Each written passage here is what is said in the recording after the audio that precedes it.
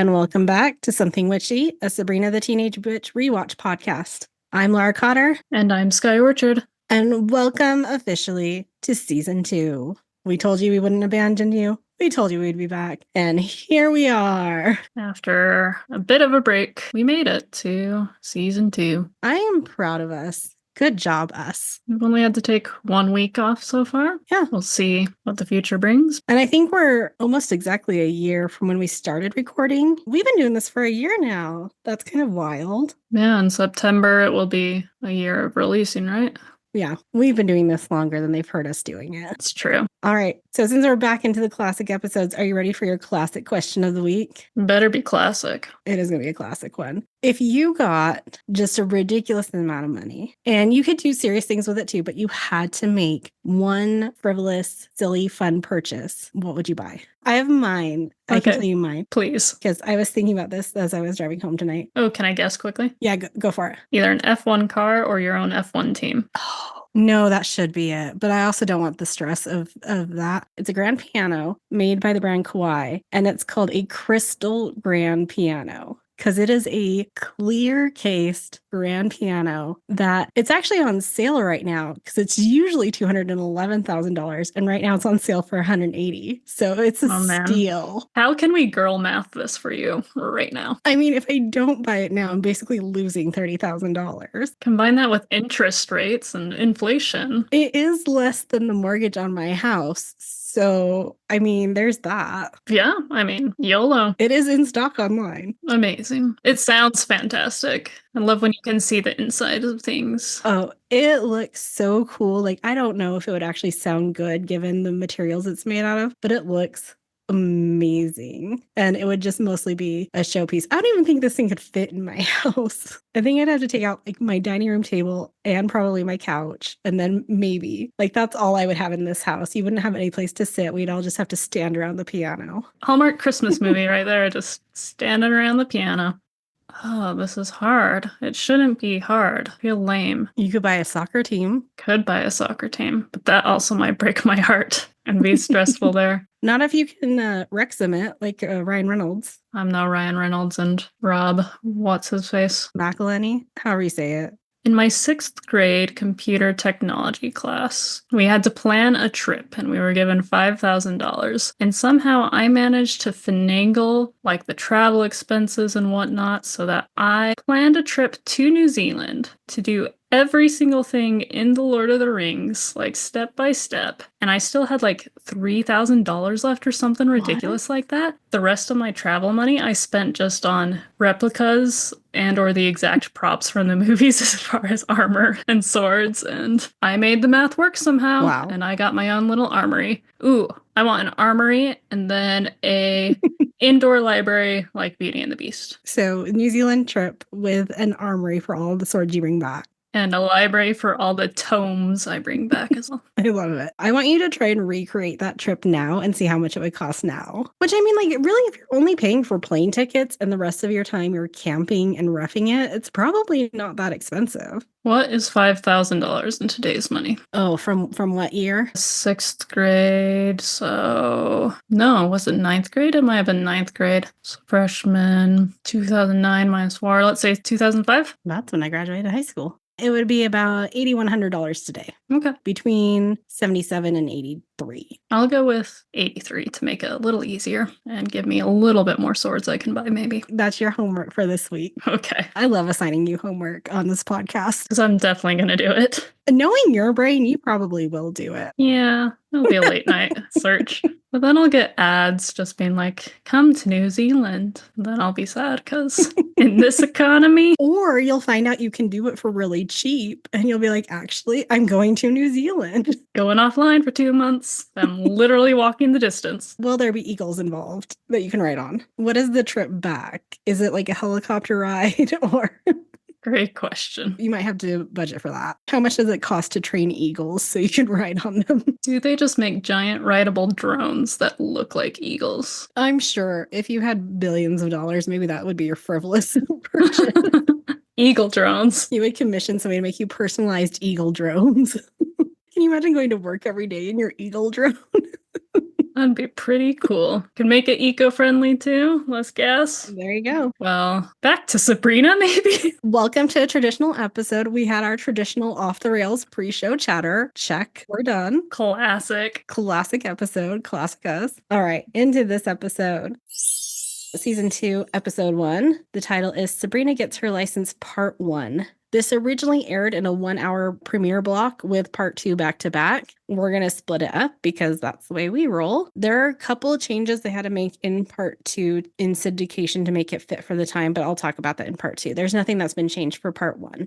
Our description is Sabrina's 17th birthday turns stressful when she has to start studying for her witch's license. It originally aired on September 26, 1997. Gary Halverson is back as our director. We have Miriam Trogdon, who is a new writer for us. She also wrote for The Newhart Show. She was a consulting producer for Last Man Standing, and she's going to be the executive producer on Sabrina for seasons 2 through 4. That bodes well because 2 through 4 are really good seasons, so we'll see how she does. We have a list of new guest stars. Some of these are going to be recurring, so this will be the only time I talk about their credits, and some of these are just one-offs. We have Lindsay Sloan as Valerie Burkhead. She was in Bring It On, the reboot for The Odd Couple, Grosse Pointe. She was in both the original and the reboot of The Wonder Years, and she was in a couple episodes of Psych. We have Alimi Ballard as Quizmaster Albert. He is from Fast Five, One of Us is Lying, Numbers, CSI, and Queen of the South. Martin Mull is Vice Principal Willard Kraft. He is from Clue, which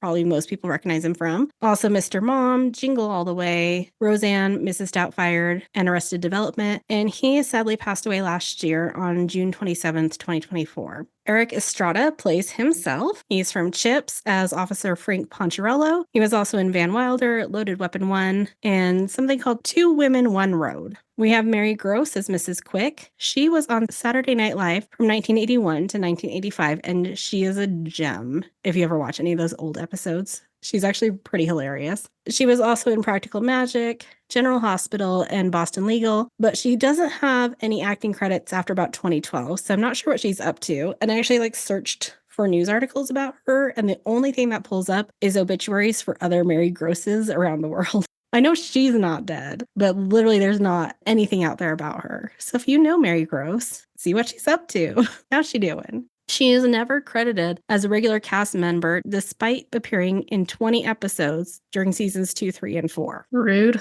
I know. We have a new Cece. It's Cece Michaela. She's replacing Melissa Marie Much. She's in things like Hair Show, Chicago Hope, and The Fresh Prince of Bel-Air. Bridget Flannery is back as Jill.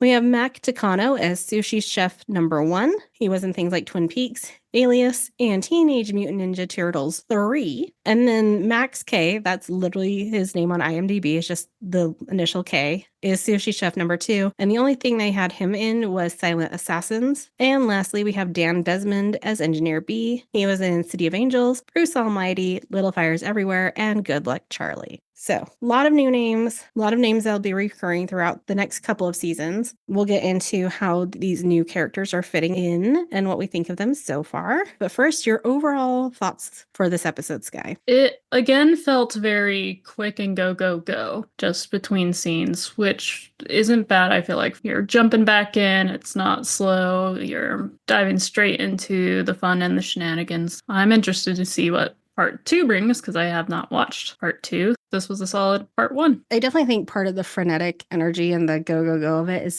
definitely supposed to reflect the fact that Sabrina is so overwhelmed and overloaded that you can't have a slow-paced episode and get that point across. My one overall note as I was watching the show is that I just loved all the outfits in this episode. I thought they were all amazing. There were a couple that I would wear today, but the one thing I got hung up on, Harvey wears a hat like this whole episode, and we never get an explanation for why Harvey's suddenly a hat guy. I do not like his hat. Was it all the same hat? I think there were 2 hats, but they were the same style, but I think they may have been different colors. I think there was a blue and then a gray because he wasn't wearing the blue with his green sweater, I noticed, because that would just be terrible. Why hats? What was going on? Didn't Nate have a really bad hair week and they were like, hats it is? Maybe. I don't think the hats continue throughout this whole season. So we'll have to see what happens in the next episode and if there's still a hat party. Hat Watch, Season 2. Oh, this is our new one. Okay.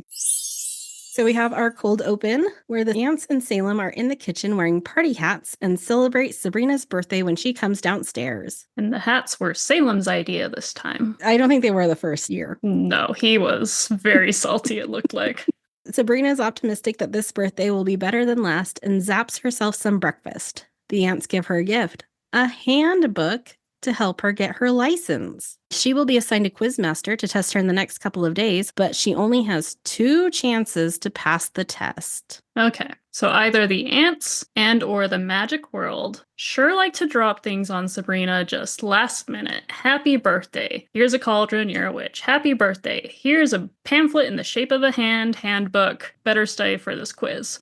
But if she was a full witch / grew up in a full witch household, would she already know the general gist of what's going to happen as you get to 16 or 17? And then is it just these half witches who are screwed and it's like, well, good luck, you get extra tests because you're extra unpure? I don't know. I have questions. Unless there's some magical spell that prevents one from telling another person about the license and the test before they turn 17. There's no way any child who has older siblings would not know about this test as a full witch in the other realm. There's no way. Because even if your older sibling doesn't tell you, the older sibling of one of your friends is going to tell their little sibling, and then you're going to know. Like, everybody would know. But I also tend to think that Zelda would not leave this to the last minute if it was possible not to. I don't think.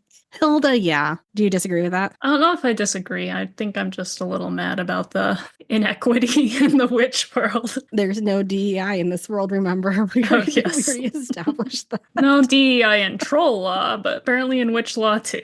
I mean, Drell's in charge. Do you think Drell allows for DEI?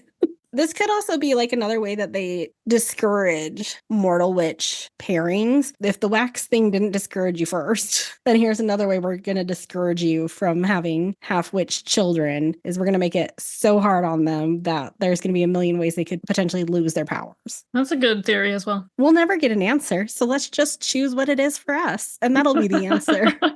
Love this journey for us. And we're just going to make up all these answers and we're just going to become the foremost authority. And then somebody else in 4 years is going to come along with their Sabrina podcast and we're like, you're wrong because we decided this is what it is. Back in the old days, we laid this down. So Sabrina runs out to catch her bus, but Hilda first makes sure she takes the handbook with her. Once she leaves, Hilda tells Zelda they need to tell her the consequences, but Zelda says there's nothing they can do. We have our classic outfit intro, where Sabrina is dressed like a lobster and says, "Don't be shellfish." So punny. Did you laugh? No. I sort of tune out the outfit intros, I'm not gonna lie. It's not something I'm invested in. Are you still mad about the scuba diving one where you didn't notice the shark? I've completely forgot about that one until just now, so apparently not.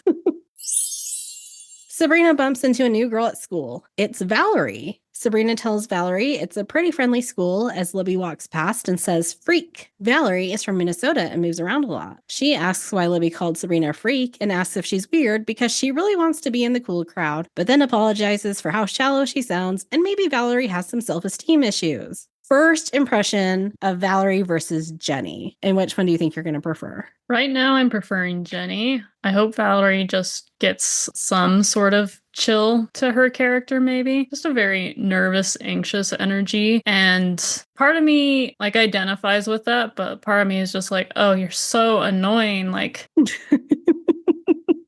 it's a lot of...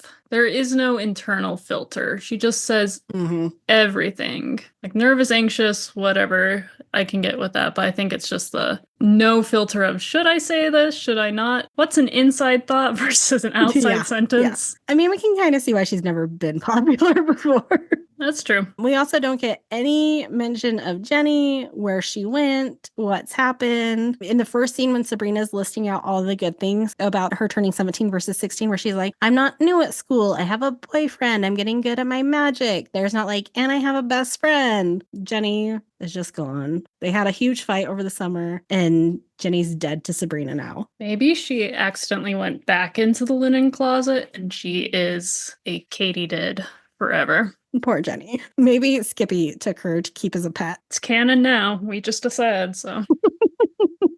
We are the authority. So we met Valerie. We then meet a new teacher who tries to tell Sabrina to take AP algebra after school. The teacher notices the handbook as Sabrina shoves it in her locker. And this is the same thing where we now have Mrs. Quick instead of Mr. Poole. Thoughts on that? First impressions? I miss Mr. Poole. Mr. Poole was cool.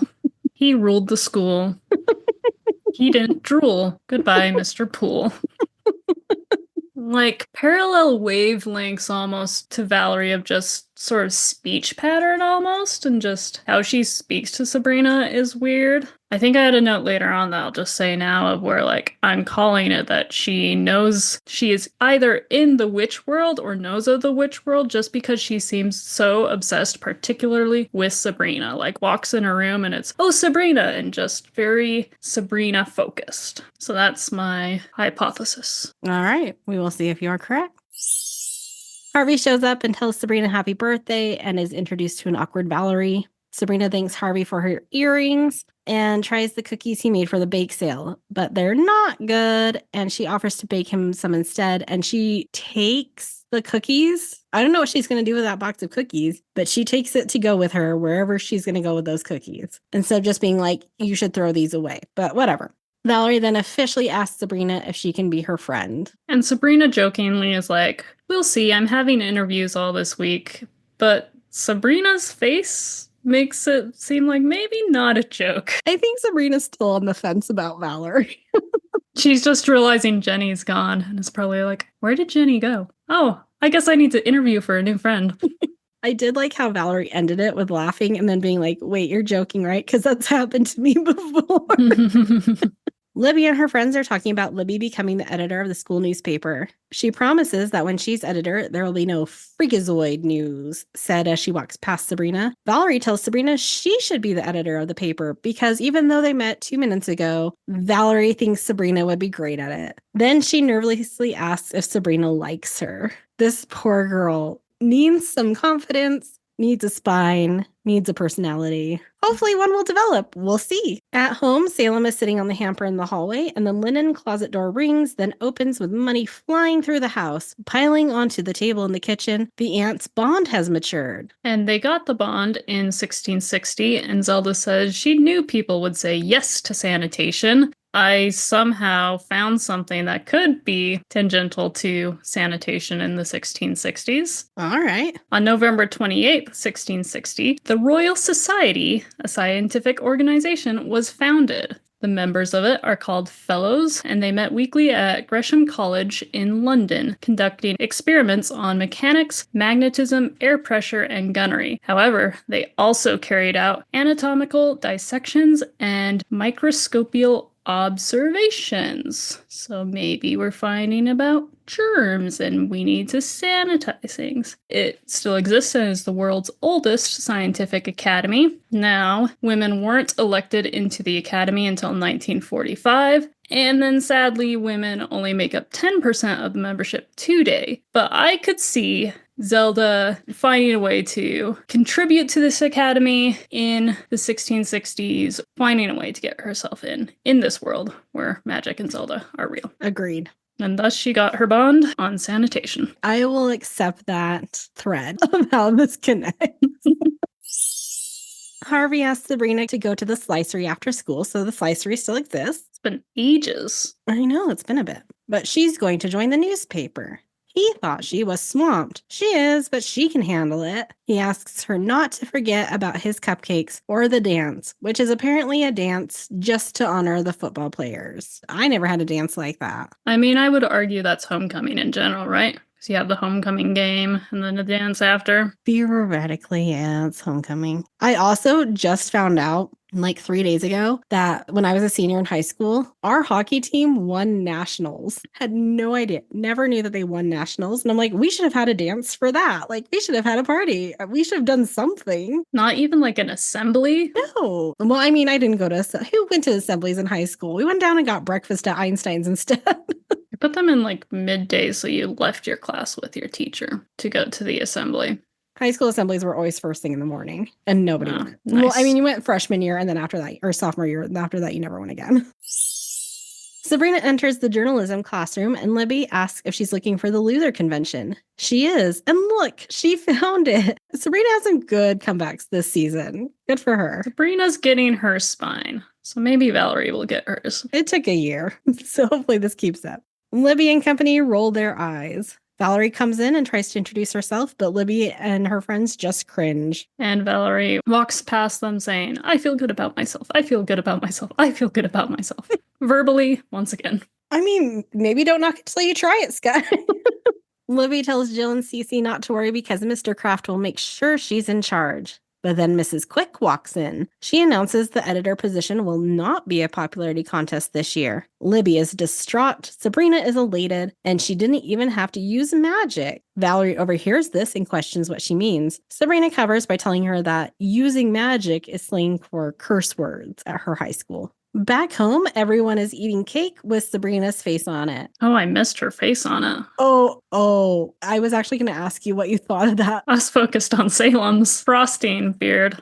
I need you to look at it because it's kind of creepy. And I was like, I don't know if this is what they wanted. You know those drawings that are like outlines of like nose, eyes, lips, but it's like that done in frosting. So there's something just like a little off-putting about it. And like up to her chin has been eaten. So almost as good or equally as good as Hilda and Zelda's faces on that coin, which were terrible. Yes. Very similar, but like done in frosting instead of coin. Yes. Mm-hmm.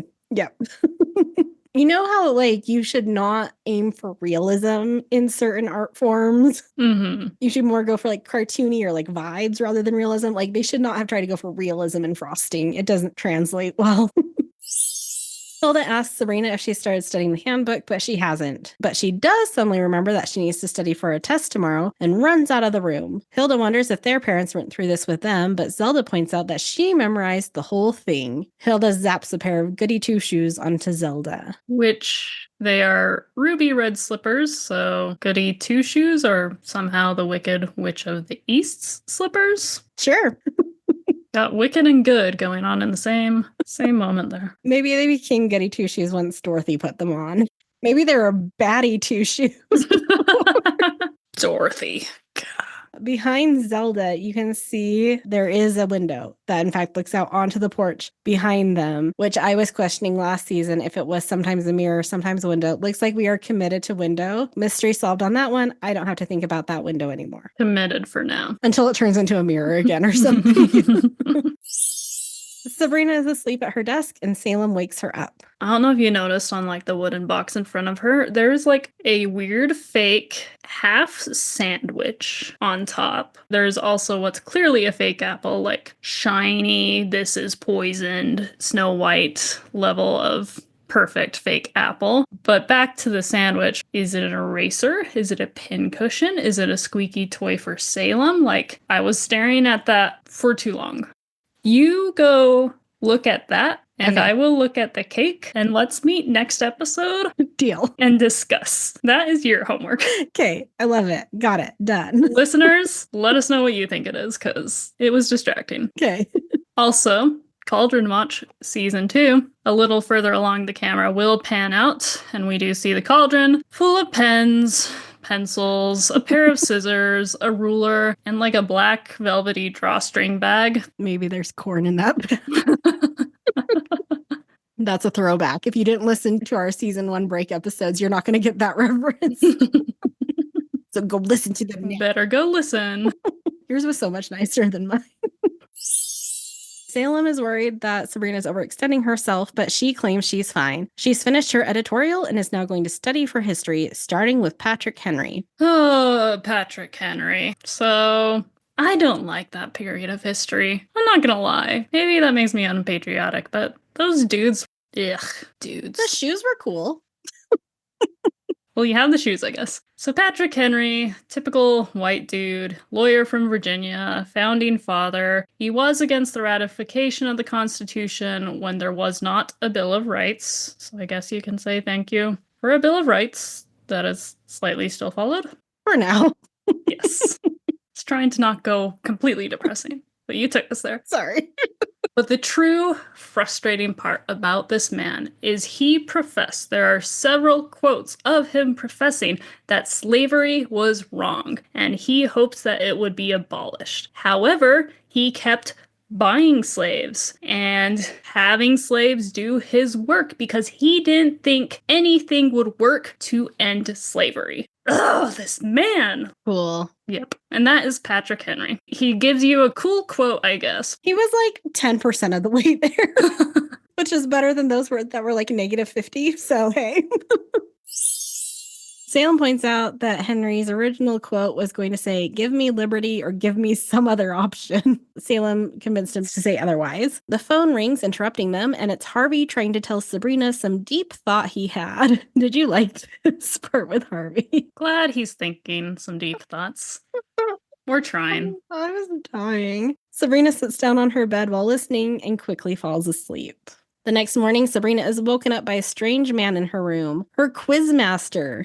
She asks if it's time for her test, but he tells her she's not ready. This is just a warning. She promises to study, and he zaps away. She groans, hoping she can handle everything. Quizmaster, I forget his name. I didn't realize we learned his We name. don't actually learn his real name for a while, so Quizmaster's fine. Has some good lines. I liked the one of, "You haven't even cracked this hand, not even the knuckles," in reference to the handbook. What do you think of Quizmaster's outfits? Did you pay attention to them at all? Oh, I did. I noticed Okay. them. You know, if I were going to have a 90s character in a witch comedy named Quizmaster, that checks out.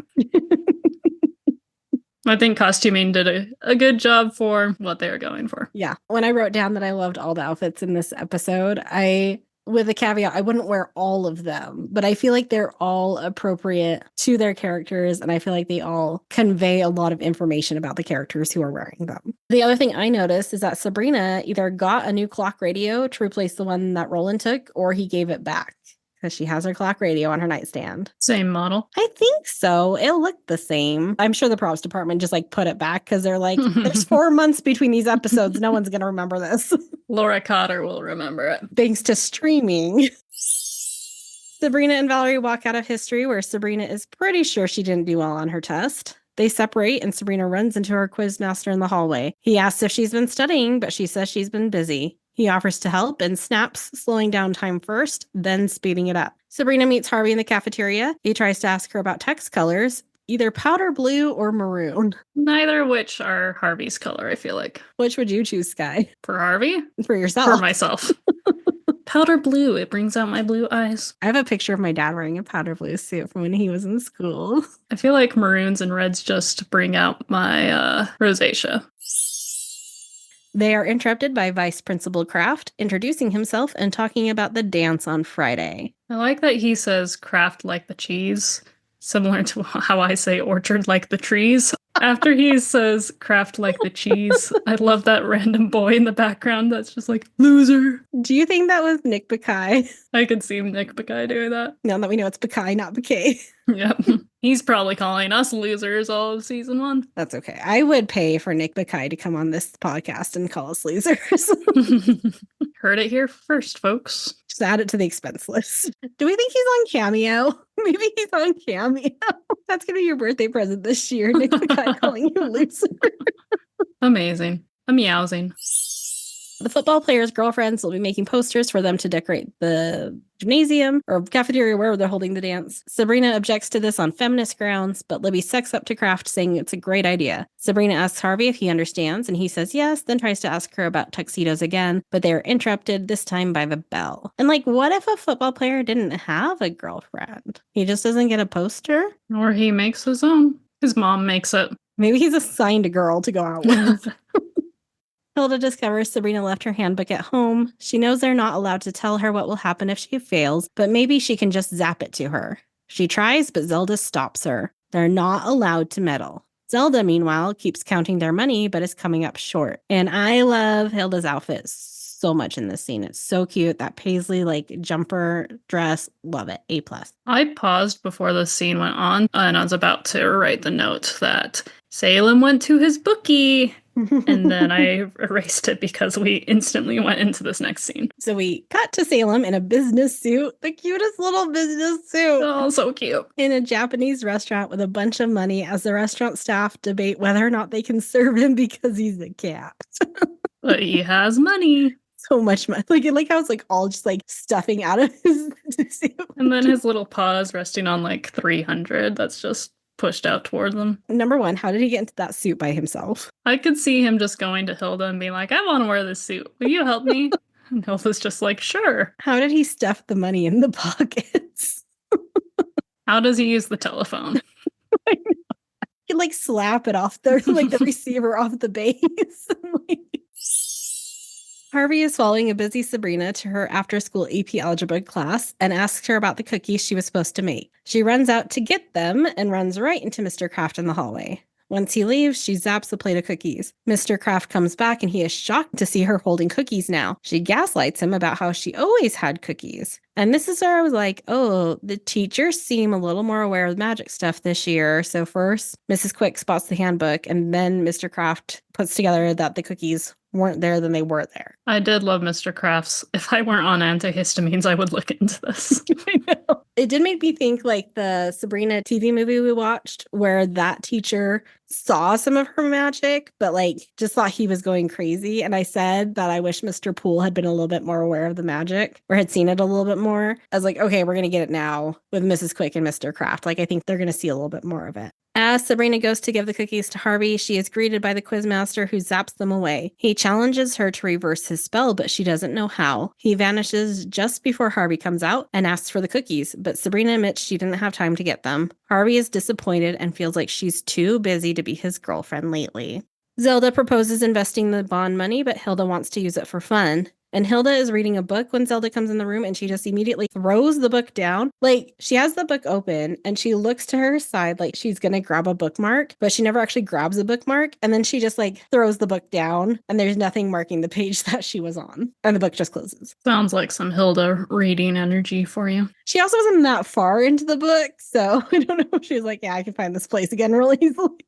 Zelda dreams about how to use the money for fun, and we see an image of her buying another T-bill, which T-bills were referenced in Terrible Things. So if you want to remember what a T-bill is, go back and listen to that episode because I explained it. Hilda is disappointed and shows Zelda her own daydream where Eric Estrada is giving her a shoulder rub in a 62 Thunderbird convertible. Zelda tries again and starts in a sports car, but ends right back up at the bank, investing the money again. Then we get a scene where Salem's getting kicked out of the restaurant. This is not your typical cat actor, because they chose one, I don't know if you saw, that's a little chunkier, especially in the belly, and so it's a little chunky cat being taken out. Maybe he's supposed to be chunky because he ate too much sushi. Exactly, and is getting kicked out. Oh, I like that. I did not notice. I'm glad you noticed that. Mrs. Quick confronts Sabrina about being distracted, but she doesn't really listen and goes off to get a cupcake from the bake sale. Mr. Kraft wanders by, muttering about his antihistamines and HMO. Sabrina tries to talk to Harvey, but he's in the middle of the bake sale. She tells him she's ready whenever he is and leaves. Libby immediately swoops in with a snarky comment. Which I don't get the feeling that Libby wants to date Harvey. I just feel like she wants to just cause chaos in Harvey and Sabrina's relationship. Yeah, because the very first cafeteria scene, it's Harvey sitting alone, and Libby's like, hey, you sitting alone? And Sabrina, like, gets so snarky, like, no, he's not, as she sits down. She doesn't say anything like, oh, I would pay attention to. Like, she doesn't do anything like that. I think she's just trying to cause them to break up for her own amusement. Agreed. Which I think goes back to the end of season 1, where she was talking about the curse. And again, I didn't feel like she was trying to do it to get with Harvey. I think she was just doing it because she was like, yeah, sorry, you guys are just going to break up. That's just how it is. The aunts are still arguing about what to do with their money when Sabrina gets home, and they conjure a coin to flip to see who gets the money. They toss it in the air, and as it's spinning, hear Sabrina yelling from the kitchen. They run to check on her, and she's upset because Harvey won't talk to her because he isn't home. They try getting her to study the handbook again, but the quizmaster appears. He asks her about molecular transference and gifts she would like to give him. He disappears and Sabrina admits she's not ready. The aunts try to cheer her up and help her, but her finger just makes engine stalling noises. She's shorted her finger from too much stress. There is a cling and the coin has fallen down. Zelda has won. Mrs. Quick announces that Sabrina is the new editor of the school paper and hands her a stack of papers and books. Valerie is celebrating, but Sabrina seems unsure as they walk down the hallway and meet Harvey. He's actually supportive of this, even though it means more work. He says lots of famous people were editors of their school newspaper. Sabrina says, really? Like who? And Harvey says, Charlemagne? Fun fact, it is still a very active debate between historians whether or not Charlemagne was literate. Was anybody literate back then? Some people were. Monks, mostly. Well, he was the head of the Roman Empire. You don't need to read to lead a country. Many a debate. We would live in a different world if you had to do a reading test before becoming the leader of the country. Harvey and Sabrina make up, and Sabrina offers to make a poster for the dance, even though she doesn't seem like she will have time to do it. And then Harvey assures her that he would make one for her if the girls of the science club asked their boyfriends to make posters. And I would love so much to see what poster Harvey would make for Sabrina, especially given the Valentine that he cut out for her. Sabrina is in her bedroom and has just finished her poster for Harvey. Now it's time to study the handbook. Just as she sits down, the quizmaster appears. It's time for her test. He zaps them into the living room and gives her a train problem. She knows how to solve it. She zaps herself into the trains to find their speeds, then goes back home. She's solved the problem, but there's only one track in Westbridge, and they're going to crash in 1 minute. She casts a spell to divert them, except... During the Sabrina movie we watched, we talked about how we missed the consistency of rhyming spells. We get a rhyming spell of, trains are big and they are leaded. Move them away from where they are headed. And that spell diverts the train right into her house, and R.I.P. that piano that I've obsessed about so much. It just goes flying. Can't be concerned about how it's being mistreated anymore. Better hope there's nothing valuable in that piano bench that Hilda was hiding. It's gone now. All magic has consequences, and she has to think of them before she acts. She failed her first try. The ants come down and finally tell her about the penalty. We flip to the ants and Sabrina somewhere in space, standing in front of a door and looking down on witch camp. It's like military school if military school were run by really strict, sadistic witches. She has to stay there for 2 days, which means she'll miss the dance. Don't worry, she'll learn how to kill and cook her own food. Do you think that's a skill Hilda's ever actually used? Hilda, potential cannibal mass murderer? I guess killing your own food, you turn it into another food that you can just chop up. And we have no end tag. We just have a series of stills from the episode. So that is the end of our episode. Cliffhanger. What will witch camp be like? In the next episode, we will watch Sabrina Gets Her License Part 2. What is your guess, Guy? What's going to happen in Part 2? Because we're using the word gets, I'm going to guess that she does in fact get her license. I think we'll get some characters at witch camp that I'm excited to see. And I think that Harvey and Sabrina's relationship is going to be tested with her missing the dance. Do you think she'll actually miss it? There'll probably be some sort of cheat where she can turn back time because of the handbook says so. I mean, the quizmaster, I feel like, sort of alluded to it with the jumping forward in time, slowing down, whatnot. They'll probably cheat the system. You sound like you want her to miss the dance. Actions have consequences. Magic has consequences. Follow some rules. Well, we know how Sky feels. In the meantime, will you please like, share, rate, and subscribe to this podcast? Share it with a friend as well. Yes, share it with a friend. Share it with a neighbor. Share it with a guy that you kind of hate, maybe. Share it with everybody. You can email us at somethingwitchypod@gmail.com. You can follow us on Instagram, Threads, Facebook at somethingwitchypod, and TikTok at something.witchy.pod. Until next time. Stay magical.